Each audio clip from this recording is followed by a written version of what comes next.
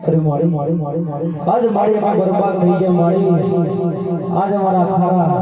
मिश्री में खारो रोणो થઈ ગયો મારી आज बर्बाद થઈ ગયા अरे દીકરા લાખા તું કયો માર્ગે થયા आज मारी में પોકરણ ઘટના માર્ગે થી આવ્યો હતો अरे દીકરા લાખા પોકરણ ઘટના બાંધે તને બે બાળકો મળે